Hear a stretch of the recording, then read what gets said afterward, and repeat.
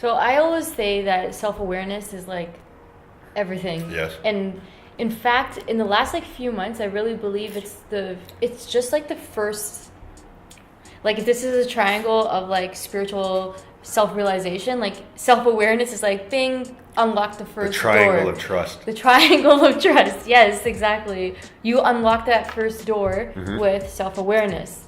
Would you agree with that? Possibly. I mean, I think we need to be aware. One could argue that suffering is the door into awareness. Yeah, could be. Could be. But I would, yes, we definitely need to be aware of we first need to be aware of the systems that are working synergistically with one another, and what those are. Because to become self-aware, I would argue that your average human does not have that capacity or ability. Because to be aware of self, what is self? Right? So if we deconstruct this, what is awareness and what is self? Yeah, like what is that? So awareness and self. Yeah. Are they different? Well, definitely. Because what is self? I mean, Wait, which self are you talking about? Are you talking about conditioned self or like true self? I'm talking about true self. Okay, so if you're talking true self, and then you have self-awareness. Yeah. Self-awareness is the observer effect, Exactly. right? And so you can watch even true self. Yeah.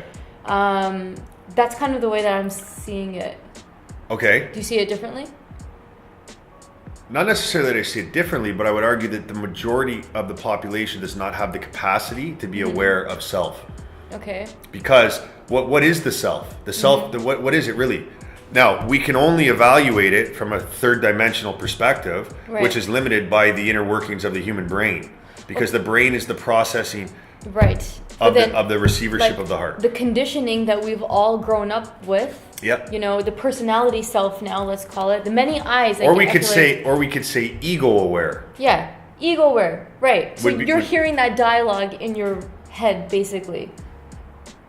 I am? In general, with Okay. self-awareness, you're able to hear that voice inside your head. I think the thing with it is that we need to deconstruct what things actually mean in our lives, because the way that things are spoken to are not descriptive enough or specific enough. So if we look at self-awareness, let's look at first what makes up the self. Now, we won't use it in the context of the true self or the real self, but the self that is expressed here on this planet in your life. What makes that up? Well, Right. you have the mind. Yeah. What functions within the mind?